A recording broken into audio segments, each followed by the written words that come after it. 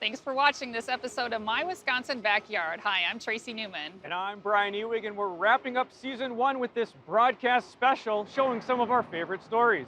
Now, bamboo is one of nature's most useful plants. We'll show you how to make a traditional Hmong dish. And we'll get you ready for the change of the seasons as we fly you over Wisconsin and learn more about fall foliage. So Tracy, what do you think we should start out with? I don't know. I think I need a sign. I liked all of our stories. We got it. Roscoe! Let's lead with Roscoe. That's a great idea.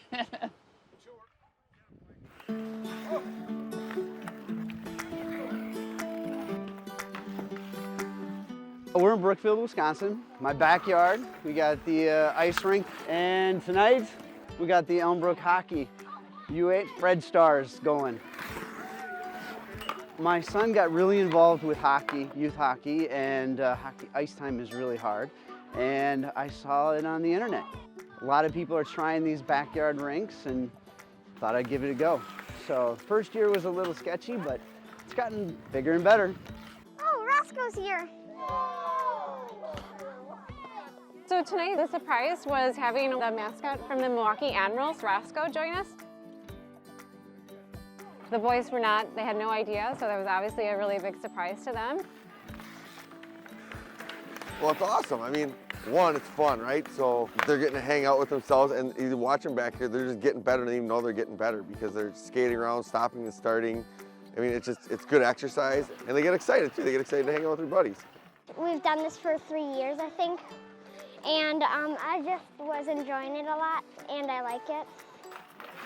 What's really cool is the neighborhood has got involved. I have a couple of ladies across the street that just come and love watching the kids play.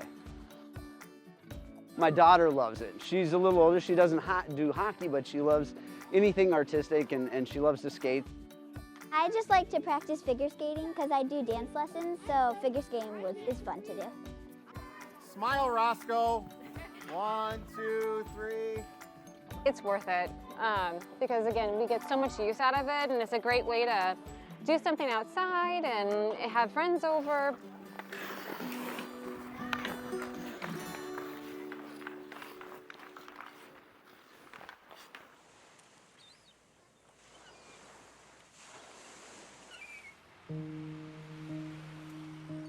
We work with young people throughout the city of Milwaukee to inspire, educate, and mentor them to find success in learning.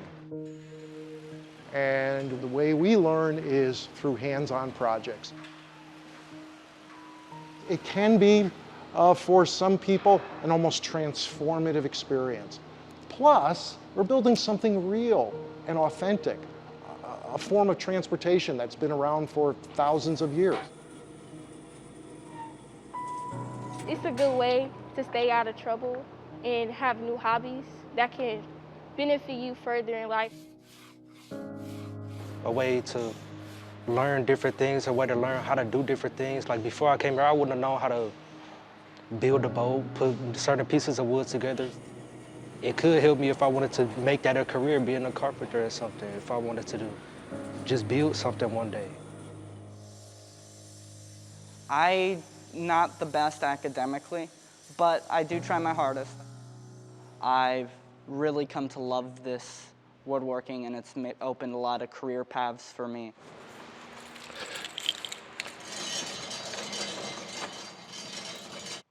This is it.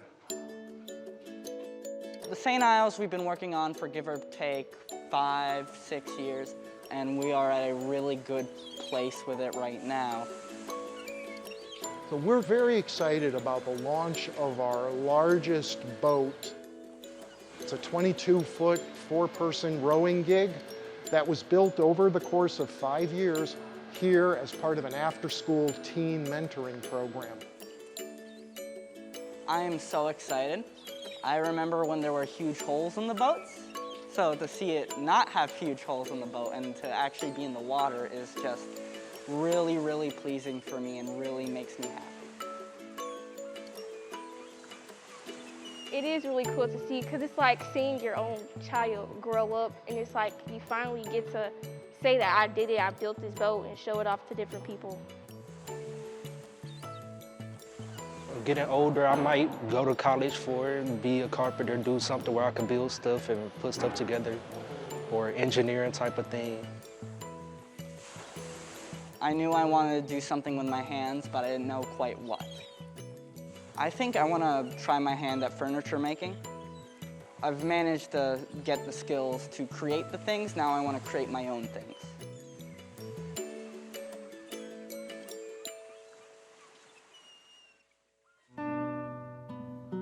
They're actually a very easy animal to take care of. We had been living in Milwaukee and really enjoyed it there, but wanted to have the opportunity to do more gardening, raise some animals. The alpacas do very, very well in Wisconsin, actually during the winters. Since they're natives of the Andes Mountains, they're used to being in colder climates. I've been out here when it's 0 and they're sleeping outside. They're not in the barn. And it's more the summer months that are more of a problem for them just because they can't deal with the heat as well. This time of year, they grow quite a bit of fiber that keeps them warm. When we shear them, there's about 10 pounds of fiber on them per animal, so that's why they look so big now, but they're pretty tiny underneath. They're only about 150 pounds. We shear them once a year, and these are high-quality fiber males, which means that they have a very dense fiber. We usually try to shear in May or June, so that way throughout the summer when it's hot in Wisconsin, they stay nice and cool. Then usually as the days start getting shorter in fall, their fur starts growing. So you can see that, you know, this truly is a white animal. His hair right now, his fiber is about 1 inch long. And within the next month, his fiber is probably going to grow to about 3 to 4 inches. So this is the raw fiber. You can see how crimpy it is. It has that wave to it. You can also see how this is just right off the animal. So this is the blanket that comes off this. So the blanket is the entire back of the animal. So it's the top and kind of around the sides. And that's the desirable part that you want to use for things like yarn and things like that, because it's not been laid on, it's not been like rolled around in the dirt and things like that. So this is the best fiber that you can get off the animal. They eat grass in our pasture. We also have hay bales. The 3 of them will probably only eat about 5 hay bales a month, so they don't eat a lot. They also are in the same family as llamas and camels. They share a lot of the same genetics, but they're just a smaller version with fluffier fur. They are great animals to raise. They are easy to take care of for the most part. They're pretty robust as long as you have a great place for them to live and they have adequate pasture space. They're gentle creatures, so it's just that calming, relaxing nature about them just kind of wears off.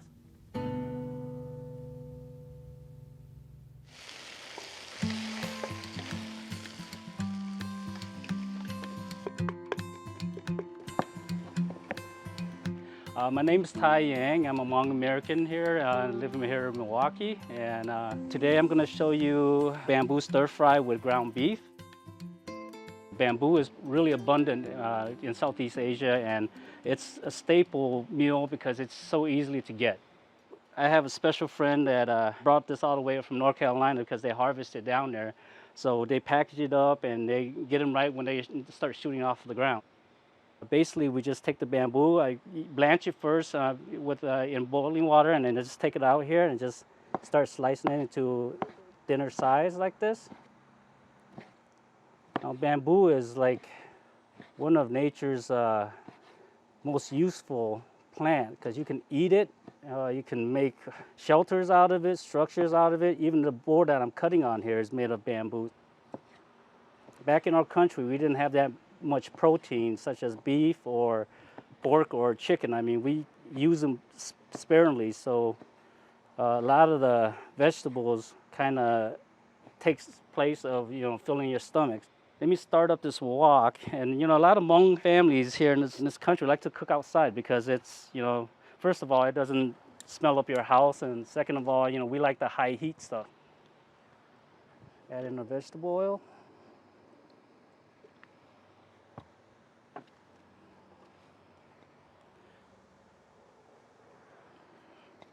You can control your heat. So this is why we like to cook outside. And a lot of times we cook this. I usually start it pretty slow, let the meat cook slowly. This is like a mushroom seasoning, so it kind of acts like a blender. Just a little bit of that. Gonna add in some garlic. Just throw it in. Stir around. As you can see, it's pretty fast, so it heats up pretty good. Just kind of stir it around, and then I'm gonna start prepping some of my onions here that I'm gonna throw in there. And these I usually like to chop up sideways like this, so that it's easier to chew. And we eat fresh onions like this, kind of big, so when it goes in the stir fry, it shrinks up a little bit.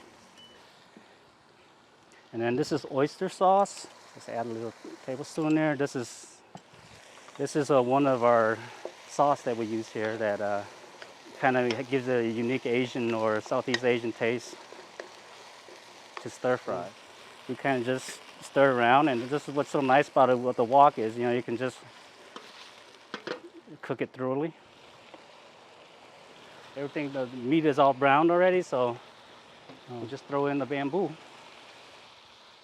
And one thing I like about this plant also is, during the time of the Vietnam War, when the Hmong refugees were persecuted for helping the United States, I think, the bamboo, and they had to run into the forest and, escape Laos to seek refuge in Thailand. This is probably one of the plants that probably saved their life from starvation, and they could find it in the forest. So it's a survival plant for a lot of other people too, As you can see, the liquid is starting to melt down a little bit. Add a little bit of cooking wine here. So the thing is, cooking outside is a high heat like this. It gives you that nice charred flavor into your stir fries. It's not like where you're cooking inside an electrical stove or anything like that. So this is why we like to cook outside, is just because of this high heat.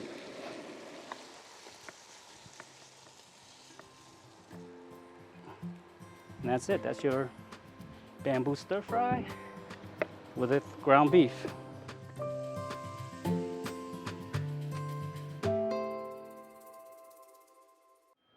Hey Roscoe, did you know you can watch us weekly on MilwaukeePBS.org? Or you can check us out on Facebook and Instagram.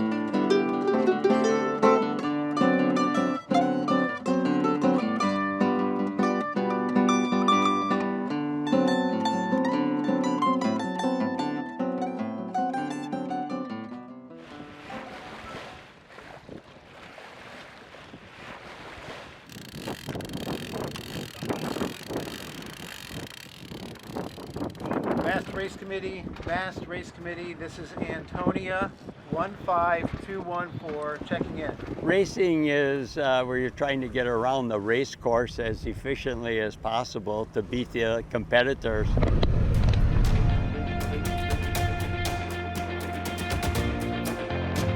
The smaller boats start first, and then the medium progress to the next start. They're 5 minutes apart. We're one of the last boats to start because we have a bigger boat. In light air sailing, it's more relaxed. You have more time to plan your moves. It's less stressful, less equipment failure. As you get into stronger winds, more things can go wrong. Things happen faster, equipment can break, possibility of collisions when there's more boat speed.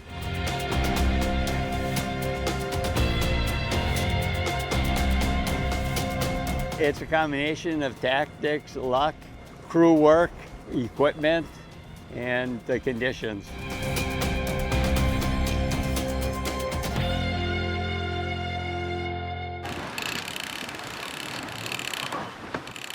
Nice job, John. Yeah, you too. It's challenging. There's always something different every time you come out. It's beautiful, be out on the water, just looking back as the sun is getting lower in the sky. I never get tired of it. The water is relaxing. Jibe hold. The air is fresh out here. I just enjoy it. The best thing, I think, is that you make great friendships with the people that you sail with. You work as a team, you try to help each other, and you get to know them, and it's a great way to meet people. We are competitive, but we're here to have fun. I'm in my 70s. I've been doing this since the early 1980s. Let's get the jib down. I believe anybody can do this with proper instruction, that you can start at a young age and you can sail all your life.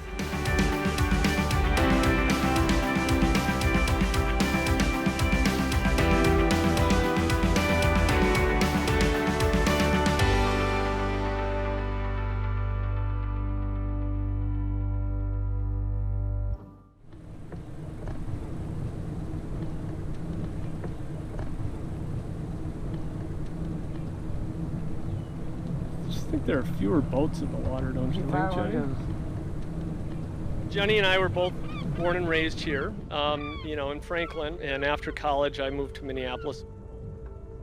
We weren't close when we were kids. I mean, we were always at each other's throat, and I think there's just something about that as a child. I think that's what makes great humans, when we have those siblings and those rivalries. Jenny the runner she was amazing. She was a rock star and an inspiration.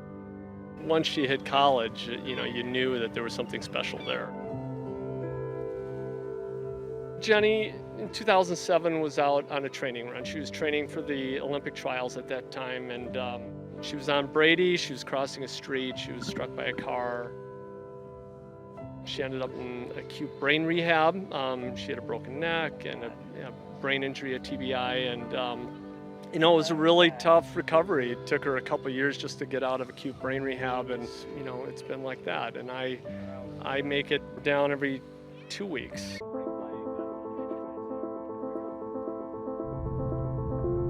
I like to bike almost everywhere. I like to be outside.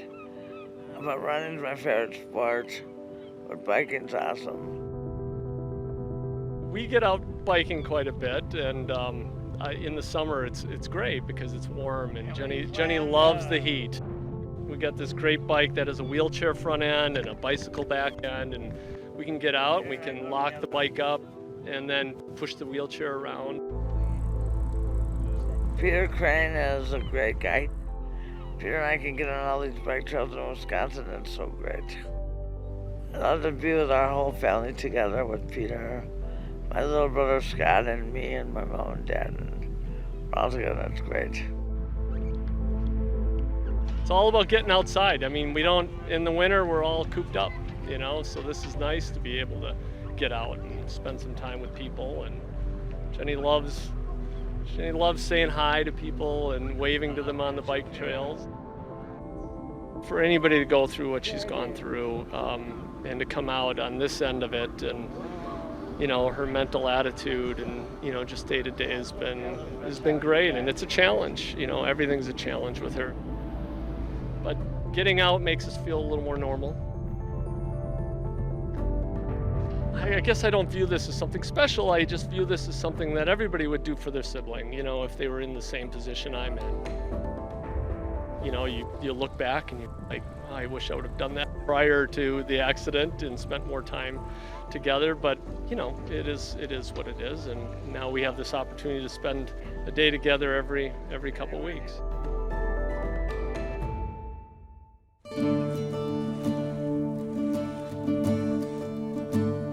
In Wisconsin, we celebrate our seasons as really the foundation for our natural diversity. And autumn sets the stage for one of our hallmark phenomena, and that is the fall colors. In Wisconsin, we're positioned at about 42 to 47 degrees north latitude. And that, combined with the inclination of Earth's axis as we're revolving around the sun, leads to climatic patterns, mostly temperature and precipitation, among others, that dictate what we have in our Wisconsin forests. Our Wisconsin forests are typical of a deciduous, temperate biome, including a lot of maple trees, oak trees, beech, birch, aspen. These deciduous trees are those that lose their leaves annually. As we head towards winter, and Earth is leaning away from the sun, and winter's coming, these trees receive signals. Shorter days or declining photo period, coupled with cooler temperatures, which are really like a call for preparedness that winter is coming. And the first things that the trees do is stop a production of chlorophyll, which is that magic pixie dust required for photosynthesis. When they stop producing chlorophyll, all the greens turn to yellow, orange, brown hues, and we also see a lot of bright reds, pinks, due to chemical changes within the tree and within the leaves that are required to retain nutrients throughout the winter. Now, because Earth has a pretty consistent physiographic location, we tend to see that same change in the leaves every year. Okay? The only variability would be related to maybe some cooler temperatures from one given year to another. But that peak fall color in the northern half of the state is going to reveal itself around the first or second week of October. And in the southern half of the state, it comes shortly thereafter, maybe about the third week of October. What really leads to the most brilliant fall colors in our Wisconsin forests are wet spring, moderate summers, and then cool evening, but not freezing, but cool evening fall temperatures.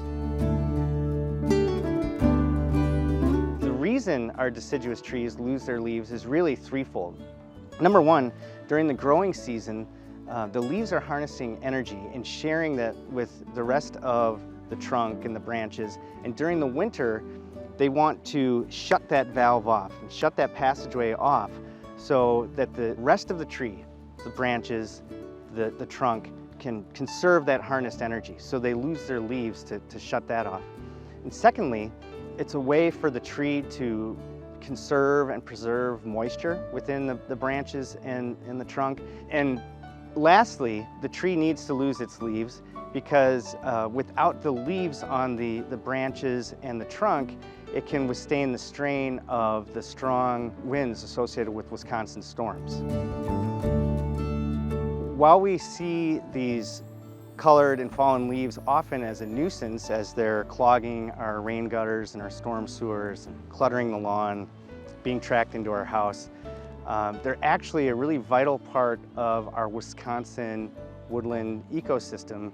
They support biodiversity and they provide a tangible resource. First of all, the leaf litter protects plant roots and conserves soil moisture during the winter, and it also suppresses the invasion of non-native species. And ultimately, that leaf litter and the mulch breaks down into plant food for the next year's growing season.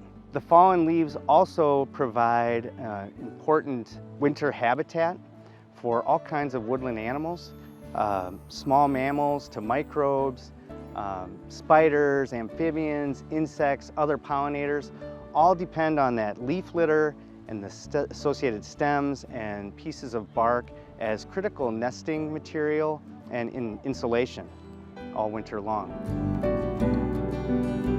And the intangible value of our fall colors to Wisconsin residents may not be as easy to determine because we truly can't grasp it or contain it, but the scenic beauty that they provide is there. I mean, we know it when we see it.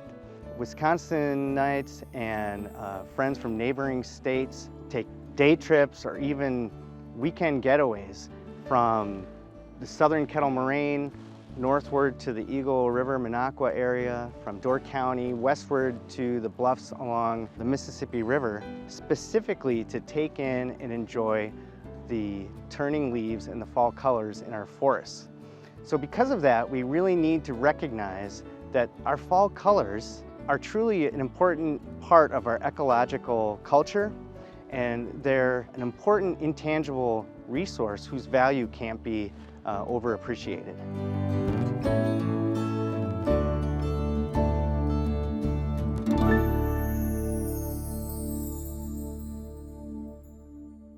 '98, '99, 100. Whew, there, that should get us into mid-season shape.